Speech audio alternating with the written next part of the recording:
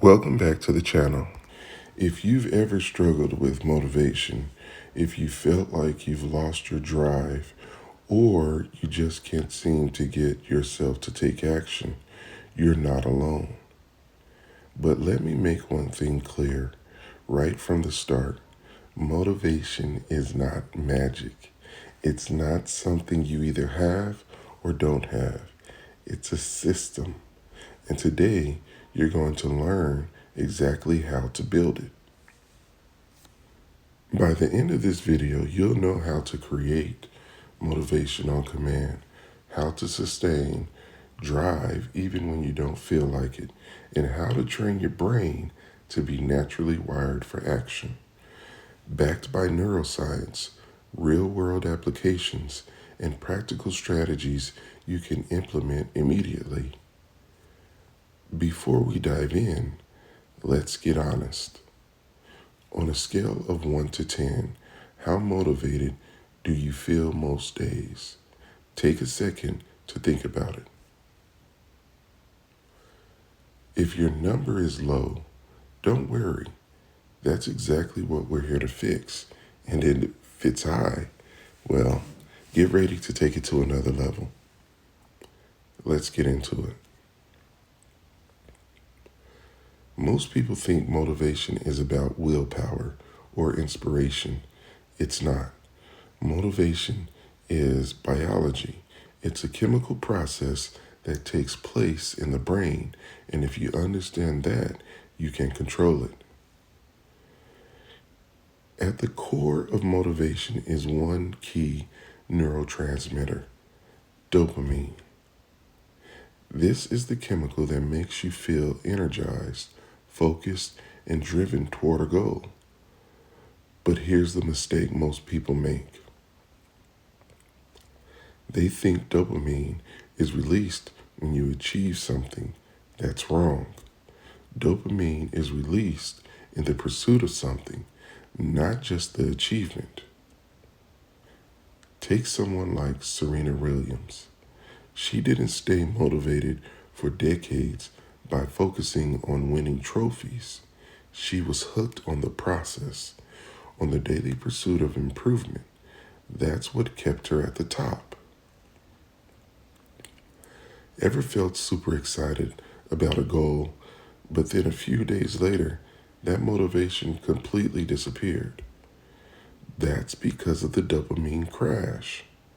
When you only focus on the reward, once you achieve it, your brain stops producing the drive to keep going. Right now, think about one area where you've lost motivation. Maybe a goal you started but didn't finish.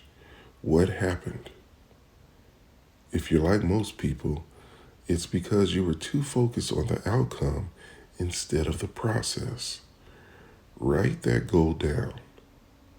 We're going to fix it.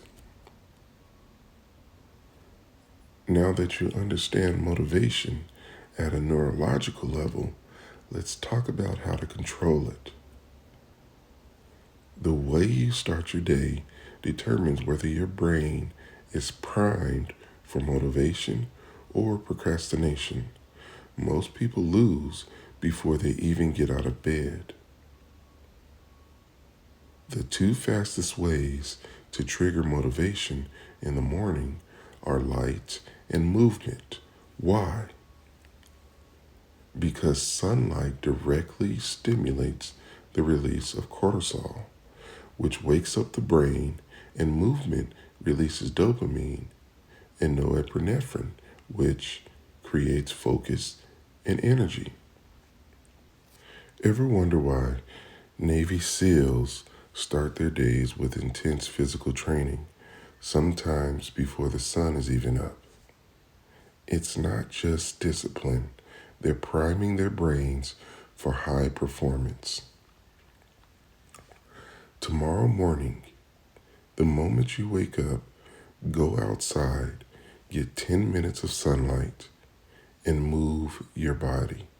Just 10 minutes. Then notice how different your energy and motivation feel compared to mornings when you stay inside scrolling on your phone. Now that you've activated your brain, how do you build motivation that lasts? This is what we're going to talk about next.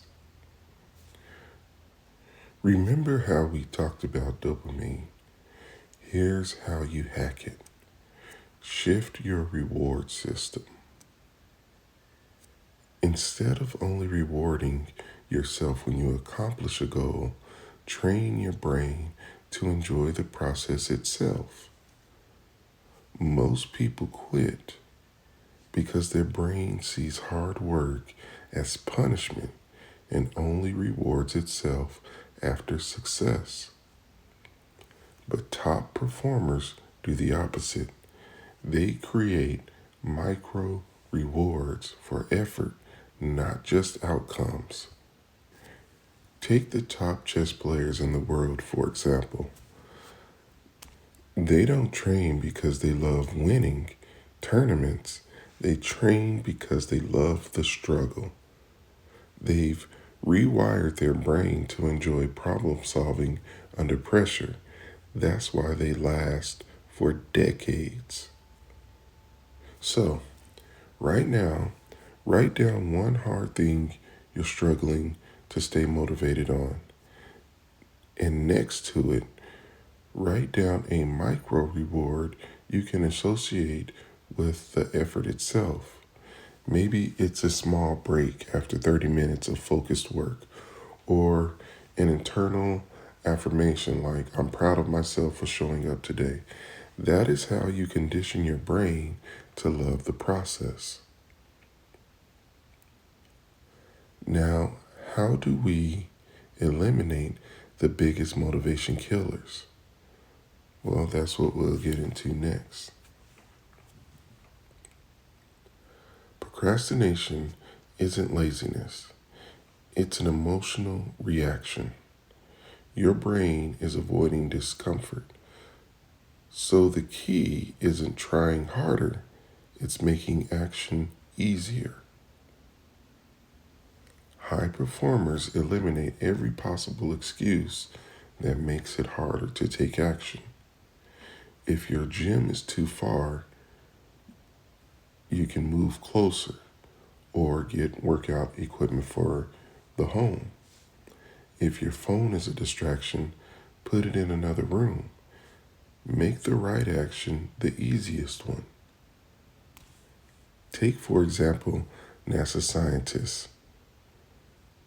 They designed the workstation that minimizes distraction and maximizes focus. Every decision is made to reduce friction. The same principles apply to your habits. So find one task you've been putting off. Now change your environment so taking action requires only one step. Like, if you want to read more, put the book on your pillow. You want to work out, set your gym clothes next to your bed.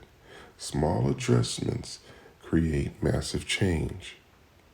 The secret to motivation isn't just knowing what to do, it's training yourself to take action even when you don't feel like it. That's the difference between those who succeed and those who don't. So, from today, I want you to pick one challenge, or one strategy, rather, and apply it immediately. Then drop a comment with what you're willing to commit to, because motivation isn't something you wait for, it's something you build.